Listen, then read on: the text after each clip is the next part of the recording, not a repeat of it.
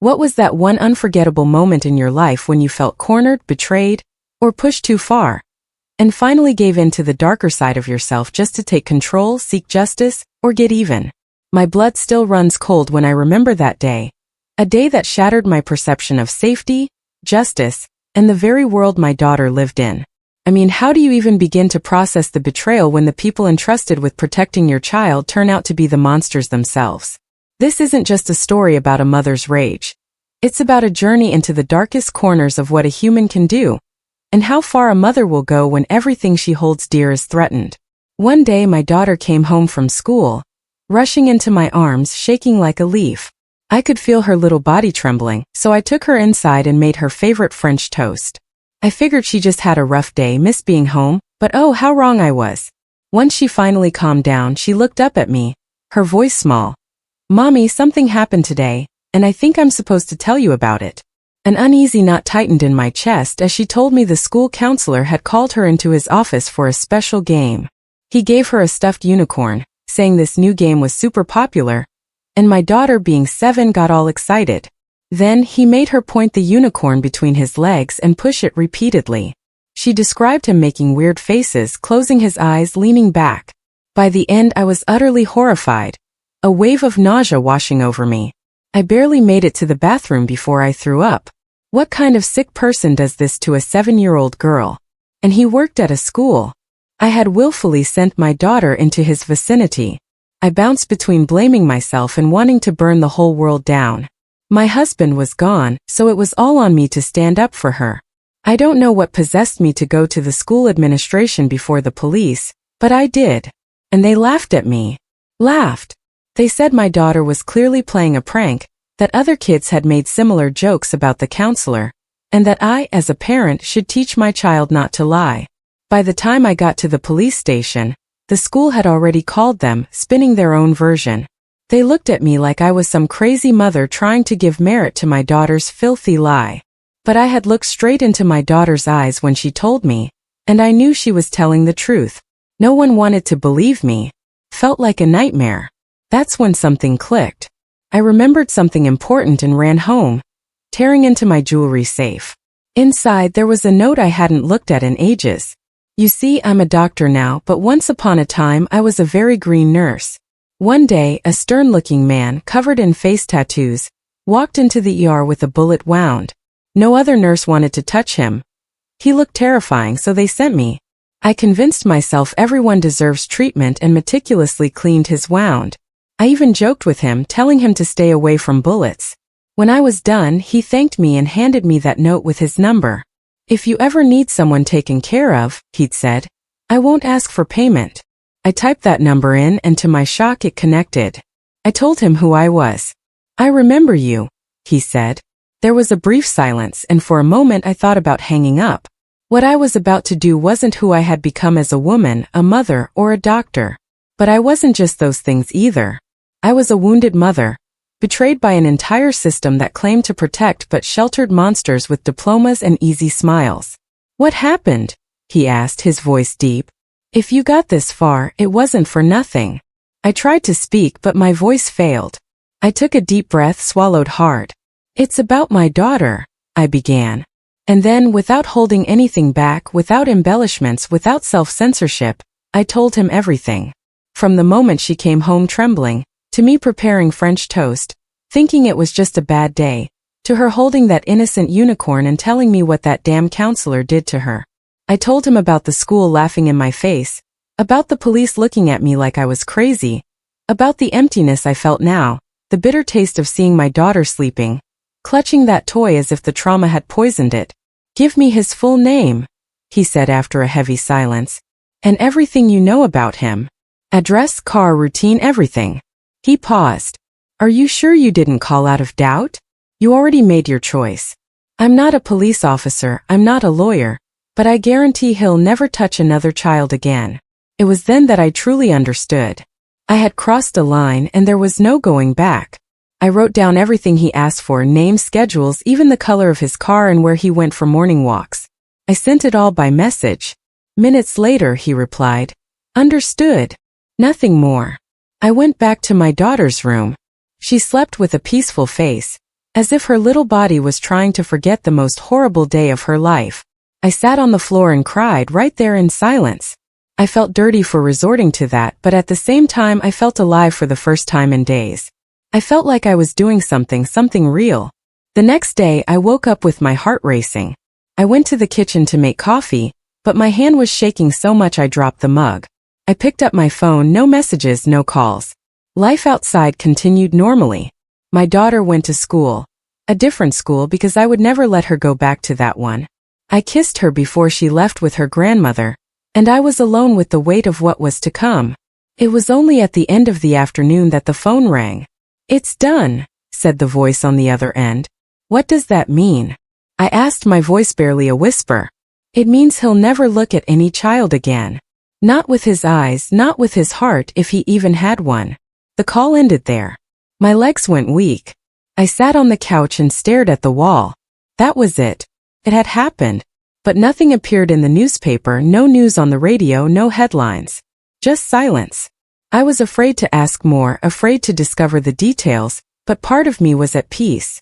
The next day, the school principal called me. She said she deeply regretted the misunderstanding, that they were reevaluating the teaching staff, and that the counselor had requested leave for personal problems. I wanted to laugh, but I just said, "Now it's too late," and hung up. But the consequences began to emerge. The police came looking for me again. They said he had mysteriously disappeared, vanished from the map. No sign of him anywhere, no cameras, no card activity. He simply evaporated. They pretended it was a simple investigation, but I could feel in their eyes that they knew, that they suspected me. There was no evidence, no fingerprints, no cameras, no witnesses, but they knew. I started sleeping poorly. I had nightmares of siren sounds, of the police knocking on my door, of my daughter looking at me scared. But at the same time I also dreamed of him paying, crying, feeling fear, feeling what she felt. It was only days later that I received a last message from that number. "The debt has been paid. Now move forward." He wasn't the first, and from what I discovered, he wouldn't be the last. I deleted the message, deleted the number, burned the old note. And then I sat in my daughter's room, watching her play in silence. In that moment, even knowing I had plunged into the shadows, for the first time I didn't feel shame. I felt like I had saved her, that I did what no one else would. And if someone dared to say it was wrong, I would stare back and ask, "What would you do if it were your daughter?" That question echoed in my head every single day, on loop. It accompanied me while I washed dishes, while I drove to the hospital, while I treated patients who trusted me, without even imagining what I had done, without knowing how far a mother can go for justice. And it wasn't just inside my head that things began to change. A week after the counselor's voluntary leave, the school sent an official letter to all parents with generic apologies about procedures being reevaluated and recent concerns about professional conduct. They were trying to clean the school's image as if it were all just an administrative error. Pathetic. But children, oh, children talk. My daughter came home at the end of that week saying that a little friend told her the unicorn man had gone away because he was a bad man, and that other girls from other classes had also cried because of him. I felt my blood freeze. How many children had been hurt while the adults turned their faces away? I knew what I did wouldn't erase what happened to my daughter.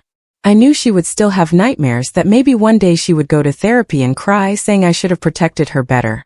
But I also knew that that monster wouldn't touch anyone else, that no other mother would have to hear what I heard. And that gave me the strength to continue. However, like all temporary peace, this one also began to crack. One day when I went to pick up my daughter at the new school, I saw a black car parked near the gate. 2 men inside, tinted windows, but still I noticed they were watching me. I pretended not to see, took my daughter by the hand and went home. That night another nightmare, but this time it was different. I dreamed I was being judged, not in a courtroom, it was something more symbolic.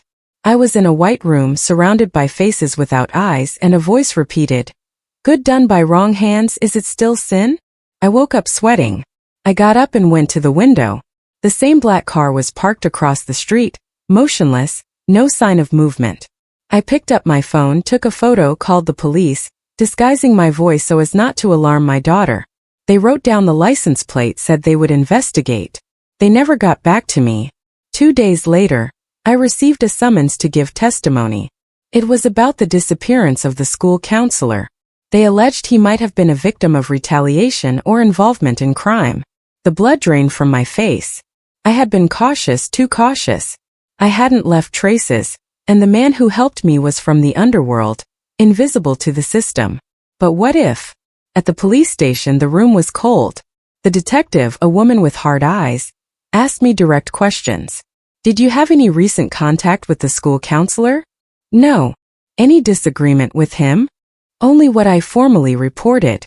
My daughter reported inappropriate behavior, but the school said they found nothing concrete. That doesn't mean it didn't happen, I replied firmly.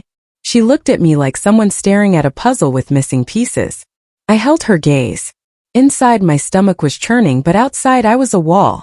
And did you know anyone who might want to harm him? Probably many people. If what he did to children was a pattern, he must have collected enemies. The detective wrote something down and then dismissed me. I left there, staggering, but with the conviction that my silence needed to last. That night, I locked all the doors, turned off the phone, and slept with a baseball bat beside the bed. Days later, I was blindsided by something that completely threw me off balance. I came home and found my daughter crying in the bathroom. She was holding the unicorn plush, squeezing it hard, as if she wanted to crush it. What's wrong, my love? It took her a while to answer. She was sobbing so much she couldn't breathe.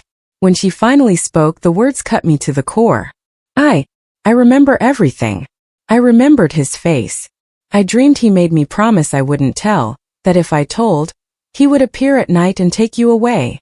I felt my heart shatter. I knelt down and hugged her. I wanted to scream, to explode, but I just breathed with her until she calmed down, until her world fit back into a mother's arms. After she fell asleep, I went out on the balcony and faced the starry sky. I had done what I needed to do, but now I wanted more. It wasn't enough to have eliminated one man.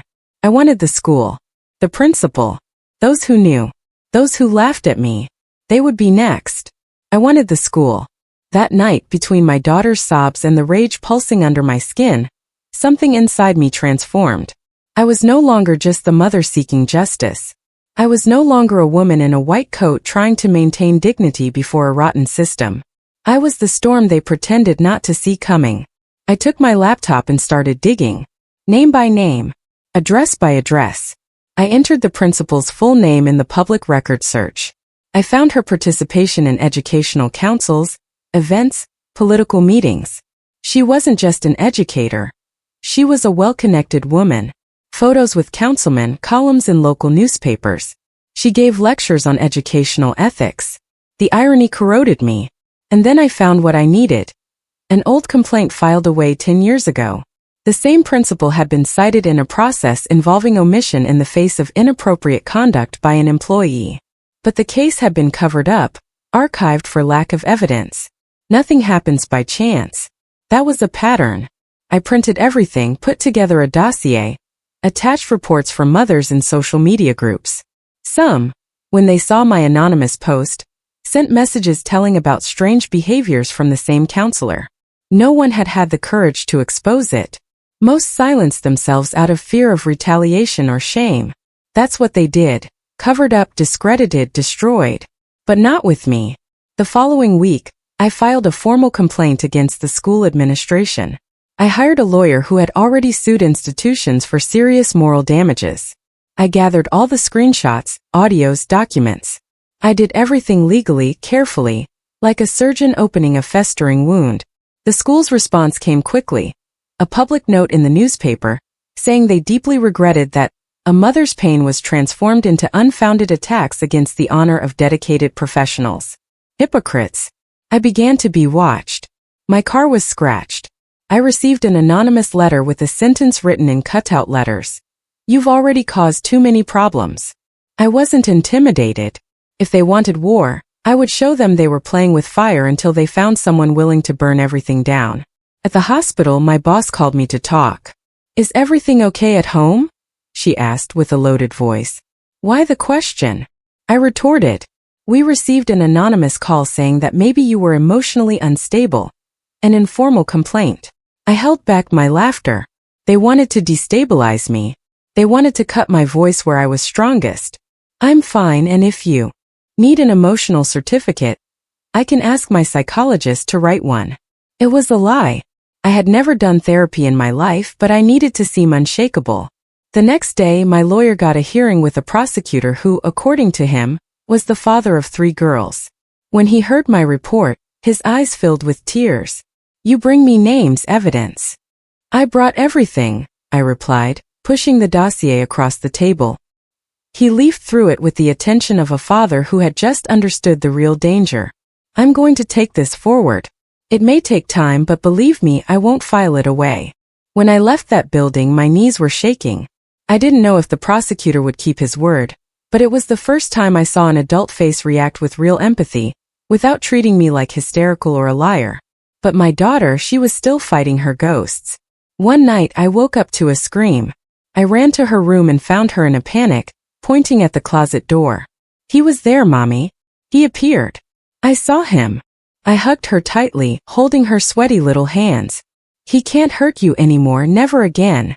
Deep down, I knew that trauma wouldn't go away within it's over. That would stick to her like a shadow. But it was my mission now to guide that girl through the darkness. With every firm step I took outside, every name exposed, every action taken, every person held accountable, all of this would be a brick in the protection wall around her. But the enemies multiplied. I received emails from fake accounts, veiled threats. One of them said, "You want to bring down the school, you'll fall with it." I didn't delete it. I saved everything. Showed it to my lawyer. He sighed. We're bothering the right people. And then something happened. An investigative journalist contacted me. He said he saw my complaint and was following the case, that he had internal sources, that there was a pattern of protecting aggressors within the school network, not just at this school. He said that this counselor, the one who disappeared, had already been through other institutions, and that the current principal, guess what, had been responsible for protecting another employee involved in a scandal covered up in the neighboring city. It was bigger than I thought. I was inside a system, a sick system, but I was no longer a fragile piece. I was the short circuit. And deep in my chest, while watching my daughter sleep, I promised myself, as long as I'm alive, no child will be silenced like mine was. That phrase became my fuel, but it also became my sentence. The following days became a careful dance between my work, the veiled threats, and the constant fear of being followed. I started changing my routes. I began leaving my daughter with the neighbor instead of going straight to pick her up at school. I always watched my rearview mirrors. I always distrusted cars that slowed down too close. But I continued. The journalist who contacted me got back in touch, this time with something even more disturbing. I have a recording, he said in a low tone, almost afraid of being heard even through the call. Of what? I asked, my heart racing. A conversation between the principal and another employee. It was recorded by a janitor. They talk about controlling the narrative and mention that they can't allow the doctor to destabilize the school's structure. And more. There's a part where she says that the counselor knew too much. The words left me frozen. The bastard who hurt my daughter knew too much. They knew. Can you send me that? I asked. Yes, but be careful. You've stirred up a hornet's nest, and now there are more people watching you than you imagine. Hearing that recording was like taking a punch. The principal spoke coldly. She used expressions like, the media forgets quickly, and the institution's reputation is more important than an unbalanced child. I trembled with rage, and more than ever I felt I was right. They didn't just know what was happening. They chose to protect the aggressor. The next morning I called my lawyer and asked him to double the security measures around the case. He suggested I leave home for a while. Stay in a hotel. Don't tell anyone where you are. Take your daughter and disappear for a few days. We'll file the recordings with the prosecutor's office with total secrecy. That's what I did. I told the hospital I would take leave for personal reasons. I took my daughter and went to an inn far from the city, a place without much movement, surrounded by forest with simple cabins. I thought it would be good for her to breathe different air. I thought the world would feel lighter. But trauma travels with us. On a rainy night, she had another crisis. She woke up screaming, saying she heard the unicorn's noise and that the man was going to come through the window. I hugged her tightly, sang softly the song she liked, and swore everything would be okay. But I was shattered. Nothing prepared me to see my daughter fighting with such heavy memories in such a small body. The next day, I received an envelope under the cabin door. No address, no mark, just a sheet with large letters written by hand. You can run, but you're dragging an innocent child into the fire with you. Stop. I was paralyzed. The first thing I thought was, how did they find us here? I called the inn staff. They hadn't seen anything, no strangers, no one knew. But someone knew. Someone was monitoring my steps. I made my daughter pack her bag immediately. We drove for almost 3 hours until we stopped in a smaller city where a doctor friend had a country house. I called her, explained briefly, and she welcomed us without hesitation. At least there was some sense of security. But even there, the tension wouldn't leave me. I woke up several times a night with noises that were probably just in my head, sounds of steps, wood creaking, whispered voices. I was constantly alert. I slept with a knife under the pillow. Meanwhile, the prosecutor filed the first action against the principal based on the recordings. The journalist published an article that, even with the name suppressed, made it clear who the doctor involved was. The local community exploded. Comments calling me unbalanced. Others saying I was too brave to be real. Mothers started talking. One of them, whose son had been transferred from school 2 years before, wrote an anonymous letter that reached me. She reported something similar. Inappropriate touching, strange games with dolls, and the child's fear of being punished if he told. I started gathering everything. It was like putting together a dark puzzle, and the more pieces emerged, the clearer it became. The school was a machine for silencing victims. And now this machine was trying to crush me. But something inside me, maybe the same instinct that made me call that man in the past, told me I couldn't stop. That if I backed down now, every mother who dared to speak after me would be treated as crazy. That my daughter one day would grow up and understand everything and would ask me if I fought for her to the end. And I want to be able to look into her eyes and say, yes, I fought until the last drop of strength. But I was exhausting myself. The days in that country house gave me the false sensation of security, as if we were in a bubble protected from reality. But as soon as the night's silence fell, I went back to feeling hunted. My daughter slept better there, maybe because she didn't recognize the environment, maybe by instinct. But I felt like a cornered animal. Every noise, every phone notification, every car headlight at the gate made me jump up. It was on a calm afternoon that everything exploded. The journalist called me. His voice trembled. The story gained traction. It was shared by a national page. The press is looking for names. And is that good or bad? I asked with a weight in my throat. It's going to hurt, but it's necessary. I knew. When you throw the truth at the fan, the dirt doesn't choose where it lands. And I was about to be hit by all the mud that school had hidden for years. The next morning my name was everywhere. Doctor denounces school abuse network. Victim's mother moves investigation in traditional school. Vigilante mother or unbalanced. What's behind the bombshell complaint? The comments on social media were a battlefield. Half the people called me a hero. The other half accused me of making everything up to gain fame or money. They said I was histrionic, that I influenced my daughter with false memories, that no 7-year-old child could tell that with so many details. I read, felt my stomach turn, and closed the tab. My daughter saw one of these headlines while using the tablet. She turned to me and asked, "Mom, why are they talking about us?" Because Mommy told the truth, my love, and there are people who don't like to hear the truth. She fell silent, then went back to the cartoon. I went to the bathroom and cried softly, leaning against the door. And then the unexpected happened. A former teacher from the school contacted me. She had resigned 3 years before. She sent me a message to the email I used to file the complaint and asked to talk in person. We met at a discreet cafe. She was a woman in her 50s, thick glasses, serious face. She looked around before speaking. I saw things, she began. Many things. I suspected the counselor and the principal.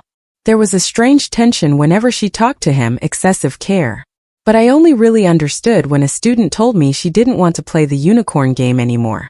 She was crying, she was scared. I took this to the principal, and the next day I received a warning. Either withdraw the complaint or my professional life would be destroyed. And you? I asked. I resigned. I kept quiet out of cowardice, out of fear, until today. She handed me a folder with old reports, internal emails, including a memo from the administration with an extra clause. Any conduct that could denigrate the school's image should be immediately silenced and treated internally. That was gold. Proof that the cover-up was institutionalized. I showed everything to my lawyer. He reacted with wide eyes. This is enough to open a criminal investigation against the administration. That week, the prosecutor who supported me got authorization. The school was officially investigated. Search warrants were issued. And for the first time, the arrogant faces of the principal and her accomplices appeared pale in the news. But with that came the backlash. My bank account was hacked. A considerable amount was transferred to an overseas account. The police called me, insinuating that I might be trying to launder money with the media exposure. My name was dragged through the mud for a few weeks. My medical license was put under evaluation by pressure from an anonymous complaint. I was suspended from the hospital where I worked for institutional prudence. That was it, the machine trying to grind me up. And then one night I received a call that made me tremble. "Hi, Unicorn Girl's mom," said a male voice, nasal, mocking. "I hope you're proud. You may have brought down one, but there were more people in this little game. And when the police start digging, you'll realize you mess with the spider web. And you know what the spider does to those who touch it." The phone hung up. For the first time in a long time I felt real fear, not just for me but for her, for my daughter, for my mother who was taking care of her while I dealt with lawyers, with journalists, with investigations. I went to the window. In the dark I swore I saw someone standing in the street, motionless, a shadow. I couldn't identify it, but I understood the message. They were warning me. You went too far. But what they still didn't know is that there's no too far for a mother with blood in her eyes. If they thought I was going to back down now, it was because they still hadn't met what a woman can become when everything is taken from her. Peace, career, her daughter's innocence. I wasn't going to stop. I was going to finish what I started, even if it was with my own hands. But I didn't need to. The morning after that threatening call, I received news that pierced my chest like an arrow. The principal had been arrested. It wasn't because of me, not directly. The investigative network had revealed something even bigger. A scheme to protect aggressors within the municipal network. Everything tied up with false donations, forged documents, and criminal omissions. She tried to escape but was caught in a neighboring city, trying to use her sister's name at a cheap hotel. When the police arrived, she claimed she was on leave to take care of her mental health. Ironic. The same woman who laughed at my daughter's pain now said she was shaken. The news exploded in the newspapers. The journalist who had helped me published an extensive article with testimonies from former employees, students, and mothers. And this time people listened because there were faces, document evidence, because there were real bodies carrying traumas that could no longer be ignored. In the following days I received dozens of messages from fathers and mothers, some apologizing for having doubted, others thanking me for speaking up. A woman whose son had taken his own life 2 years before told me she always suspected the school, but no one ever believed her. I cried reading that message. I cried for all the voices that tried before me and were silenced. But the personal consequences were still there. I stayed away from work for months. I had to file a formal lawsuit to reestablish my medical license and prove that the accusations of emotional instability were a setup. I won, but the taste of victory came with the weight of everything I lost. My daughter started therapy. At first she just drew, didn't speak, made unicorns with sad eyes and windows with bars. But with time she began to verbalize. The psychologist told me that although the trauma was deep, she was reacting, she was rebuilding herself. And one day on the way home, she told me something I keep to this day. "Mom, thank you for not pretending nothing happened. That was worth more than any sentence, headline, or legal victory." A year later, I received an invitation to participate in a medical congress on child mental health. I declined, I wasn't ready yet. But when I went to the bookstore one day, I saw my name cited in a book report about the case. They spoke of me as the mother who set silence on fire. I smiled, not out of vanity, but for knowing that that woman who once prepared French toast, thinking her daughter was just sad, had become a force that brought down giants. As for the man on the call, I never heard from him again, neither the first one, the tattooed one I spoke with that night, nor any other involved. It was as if they had dissolved into thin air.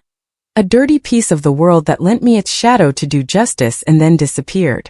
Today I live more simply. I moved to a smaller city. My daughter studies at a school where all teachers know her name and her story, where she can breathe. I went back to practicing as a doctor, but part-time. The rest of the time, I dedicate to guiding mothers who went through the same as me. I've participated in investigations, helped lawyers, written articles. Some published, others blocked, but all sincere. And with each new report that arrives, each new mother who tells me no one believed me, I remember what brought me here. The smell of French toast, my daughter's look, the paper with that tattooed man's number. Today people call me strong, a warrior. But I know who I am. I'm a woman who saw the abyss in her own daughter's eyes and decided to jump into it, to tear the monster out with her own hands. And if that makes me dangerous in their eyes, then great, because mothers like me who lost their fear are exactly the type of woman these monsters should fear.